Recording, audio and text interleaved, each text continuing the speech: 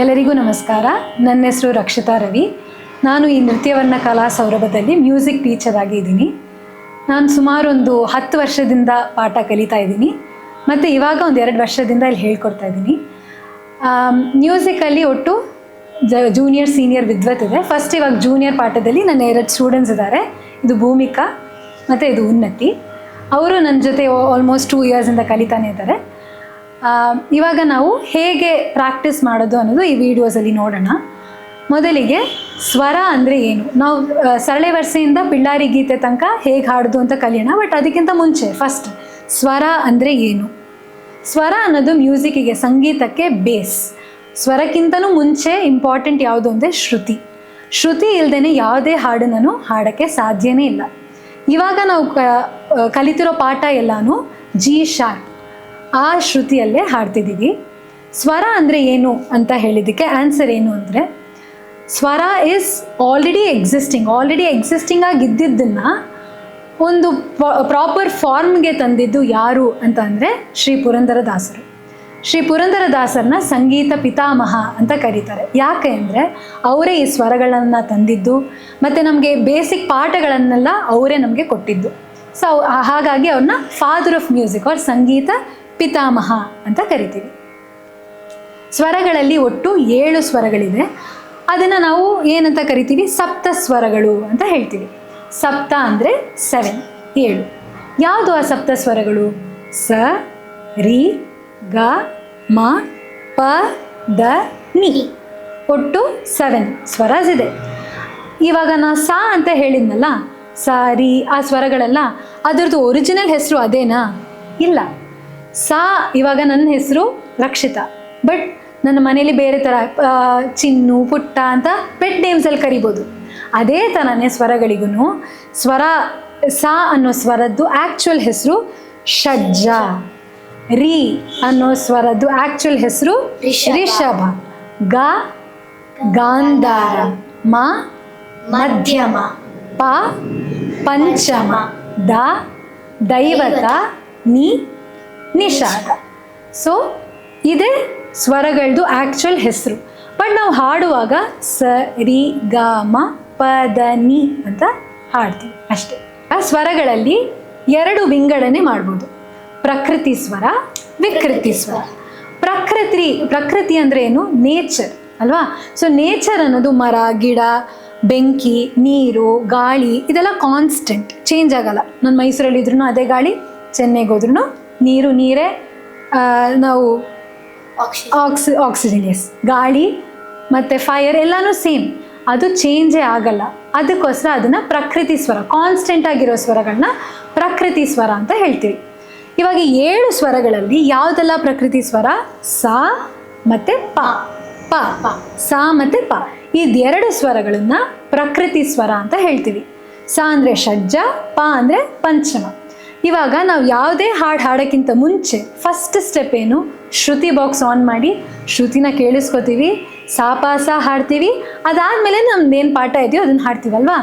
ಯಾಕೆ ಈ ಸಾಪ ಸಾನೇ ಹಾಡಬೇಕು ಅನ್ನೋದಕ್ಕೆ ಆನ್ಸರ್ ಇದೆ. ಪ್ರಕೃತಿ ಸ್ವರಾಸ್ ವಿಚ್ ಡು ನಾಟ್ ಚೇಂಜೇ ಆಗದೆ ಇರೋದ್ರಿಂದ ಶ್ರುತಿ ಬಾಕ್ಸಲ್ಲಿ ಆಗಲಿ ತಂಬೂರದಲ್ಲಾಗಲಿ ನಾವು ಬರೀ ಸಾ ಮತ್ತು ಪ ಮಾತ್ರ ನುಡಿಸ್ತಿರ್ತೀವಿ, because they do not change.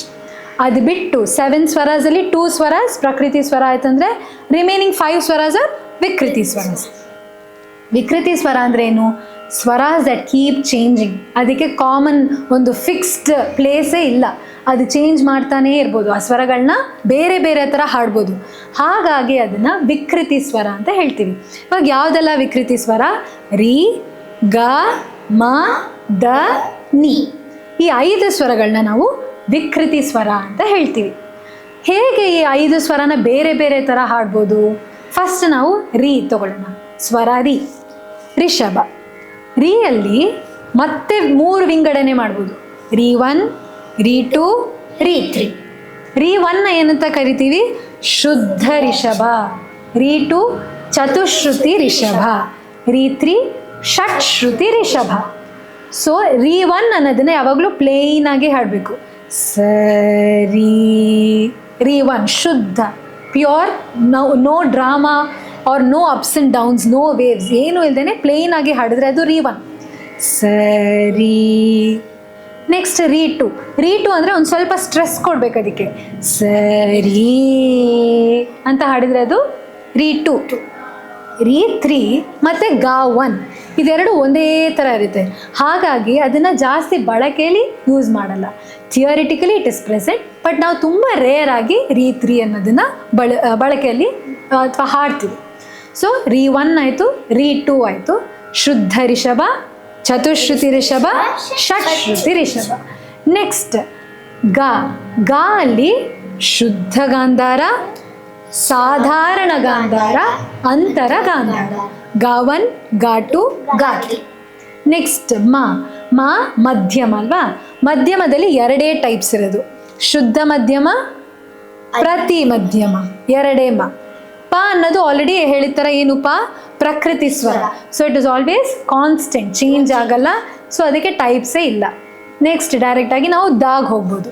ದಾ ಅಲ್ಲಿ ಏನಿರೋದು, ಶುದ್ಧ ದೈವತ, ಚತುಶ್ರುತಿ ದೈವತ, ಷಟ್ಶ್ರುತಿ ದೈವತ. Next Nishada.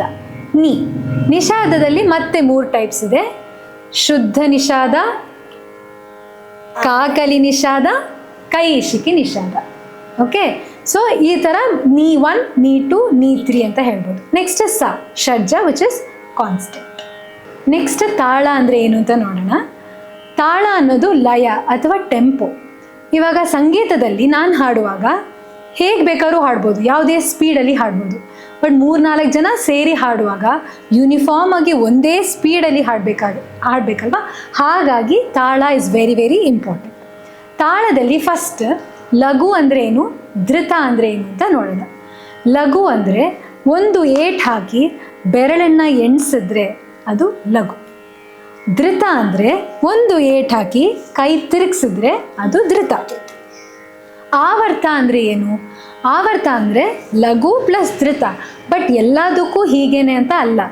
ಆದಿತಾಳ ಫಾರ್ ಎಕ್ಸಾಂಪಲ್, ನಾವು ಆದಿತಾಳ ತೊಗೊಂಡ್ರೆ ಆದಿತಾಳದಲ್ಲಿ ಲಘುನೂ ಇರಬೇಕು, ಧೃತನೂ ಇರಬೇಕು. ಎರಡೂ ಇದ್ದರೆ ಮಾತ್ರ ಅದು ಆವರ್ತ ಆಗುತ್ತೆ. ಒಂದು ಆವರ್ತ ಹಾಡಿ ಅಂತಂದರೆ ಲಘುನೂ ಇರಬೇಕು, ಧೃತನೂ ಇರಬೇಕು. ಬಟ್ ಇವಾಗ ನಾನು ಆದಿತಾಳ ಹೇಳ್ತಾ ಇಲ್ಲ, ಏಕತಾಳ ಅಂತ ಅಂದ್ಕೊಳ್ಳೋಣ. ಫಾರ್ ಎಕ್ಸಾಂಪಲ್, ಏಕತಾಳದಲ್ಲಿ ಧೃತ ಬರುತ್ತಾ, ಬರಲ್ಲ. ಏಕತಾಳದಲ್ಲಿ ಬರೀ ಲಘು ಮಾತ್ರನೇ ಇರುತ್ತೆ. ಆವಾಗ ಒನ್ ಲಘು ಇಸ್ ಒನ್ ಆವರ್ತ. ಬಿಕಾಸ್ ಏಕತಾಳದಲ್ಲಿ ಬರೀ ಲಘುನೇ ಇರೋದ್ರಿಂದ ಒಂದು ಲಘು ಹಾಕಿದ್ರೆ ಒಂದು ಆವರ್ತ ಅಂತ ಹೇಳ್ಬೋದು. ಆದಿತಾಳದಲ್ಲಿ ಲಘು ಮತ್ತು ಧೃತ ಅಂತ ಹೇಳಿದೆ, ಒಟ್ಟು 8 ಬೀಟ್ಸ್ ಇರಬೇಕು. ಚತುರಶ್ರ ಜಾತಿ, ಚತುರ ಅಂದರೆ 4. ಸೊ ಚತುರಶ್ರ ಜಾತಿ ಅಂದರೆ ಯಾವಾಗಲೂ ಜಾತಿ ಇಸ್ ಅಪ್ಲಿಕೇಬಲ್ ಓನ್ಲಿ ಫಾರ್ ಲಘು, ಧೃತಕ್ಕೆ ಅಪ್ಲೈ ಆಗಲ್ಲ. ಲಘುಲಿ 4 ಬೀಟ್ ಬಂದರೆ ಮಾತ್ರ ಅದು ಚತುರಶ್ರ ಜಾತಿ. ಸಪೋಸ್ 3 ಬೀಟ್ಸ್ ಬಂತು ಅಂದರೆ ಅದೇ ಬೇರೆ ಜಾತಿ, ತ್ರಿಶ್ರ ಜಾತಿ. ಅದೆಲ್ಲ ನಾವು ಅಲಂಕಾರ ಪಾಠ ಕಲಿಯುವಾಗ ನೋಡೋಣ. ಬಟ್ ಈಗ ಸದ್ಯಕ್ಕೆ ಲಘು ಅಂದರೆ ಏನು, ಧೃತ ಅಂದರೆ ಏನು ಅಂತ ನೋಡಿದ್ದೀವಿ. ಜಾತಿ ಅನ್ನೋದು ಯಾವುದಕ್ಕೆ ಅಪ್ಲೈ ಆಗುತ್ತೆ, ಲಘುಗೆ ಮಾತ್ರ ಅಪ್ಲೈ ಆಗುತ್ತೆ. ಇವಾಗ ಸರಳೆ ವರ್ಸೆ ಹಾಡುವಾಗ we are getting introduce to ಸ್ವರಾಸ್. ಸರಳೆ ವರ್ಸೆ is all about getting introduce to how to sing ಸ, ರಿ, ಗ. ಅದನ್ನು ನಾವು ಈ ಪಾಠದಲ್ಲಿ ಕಲಿತೀವಿ. ಇವಾಗ ನಾವು ಸ್ವರಗಳನ್ನು ಸ್ಟೆಪ್ಸ್, ಸ್ಟೇರ್ ಕೇಸ್ ಥರ ಇಮ್ಯಾಜಿನ್ ಮಾಡ್ಕೊಬೇಕು. ಸ ಅನ್ನೋದು ಫಸ್ಟ್ ಸ್ಟೆಪ್. ಸೊ ಕೆಳಗಡೆ ಹಾಡಬೇಕು ಯಾವಾಗಲೂ. ಸ. Next step, second step. So ಒಂದು ಸ್ವಲ್ಪ ಮೇಲೆ ಬರಬೇಕು. ರೀ, ಗ, ಮಾ, ಪ, ದ, ನೀ, ಸಾ. ಸೊ ನಾವು ಕೆಳಗಡೆಯಿಂದ ಮೇಲ್ಗಡೆ ಫಸ್ಟ್ ಗ್ರೌಂಡ್ ಫ್ಲೋರಿಂದ ಫಸ್ಟ್ ಫ್ಲೋರ್ಗೆ ಹೇಗೆ ನಾವು ಹತ್ತಿ ಹೋಗ್ತೀವೋ ಸ್ಟೇರ್ ಕೇಸಲ್ಲಿ, ಅದೇ ಥರನೇ ಸ್ವರಗಳನ್ನು ಹಾಡ್ಕೊಂಡು ಹೋಗಬೇಕು. ಸರಿ, ಗ, ಮ, ಪ, ದ, ನೀ, ಸಾ, ಆ ಥರ. ಮತ್ತು ರಿಟರ್ನ್ ಹಾಗೆ ಇಳಿಬೇಕು, ಮೇಲಿಂದ ಕೆಳಗಡೆ ಇಳಿದು ಬರಬೇಕು. From first floor to ground floor. So return ಹೇಗೆ ಬರ್ತೀವಿ, ಸಾ, ನೀ, ದ, ಪ, ಮ, ಗ, ರೀ, ಸಾ. ಹಾಗೆಯೇ you have to visualise whenever you learn ಸರಳೆ ವರ್ಸೆ, because that is the first chapter, ನಾವು ಇಂಟ್ರಡ್ಯೂಸ್ ಆಗ್ತಿದ್ದೀವಲ್ವಾ ಸ್ವರಕ್ಕೆ. ಸೊ ಆವಾಗ ನೀವು ಸ್ಟೇರ್ ಕೇಸ್ ಥರ if you visualise in practice it be very easy. Next ಜಂಟಿ ವರ್ಸೆ ಆಗಲಿ ದಾಟು ವರ್ಸೆ ಆಗಲಿ ಎಲ್ಲದರಲ್ಲೂ ಇದೇ ಸ್ವರಗಳೇ ರಿಪೀಟ್ ಆಗುತ್ತೆ. ಆವಾಗ ನಮಗೆ ಕರೆಕ್ಟಾಗಿ ಗೊತ್ತಾಗುತ್ತೆ. ಮಾ ಅಂದರೆ ಅದು ಮಿಡಲಲ್ಲಿ ಹಾಡಬೇಕು, ಪಾ ಇಸ್ ಅಗೇನ್ ಮಿಡಲಲ್ಲಿ ಹಾಡಬೇಕು, ನೀ ಅನ್ನೋದು ಒಂದು ಸ್ವಲ್ಪ ಮೇಲೆ ಹಾಡಬೇಕು ಅಂತ. By then you can realise, recognise and sing. So ಹಾಗಾಗಿ ಫಸ್ಟ್ ಚಾಪ್ಟರ್ ಸರಳೆ ವರ್ಸೆ ಹಾಡುವಾಗ ಈ ಥರ ಸ್ಟೇರ್ ಕೇಸ್ ಅದನ್ನು ವಿಜುವಲೈಸ್ ಮಾಡಿ ಕಲಿಬೇಕು.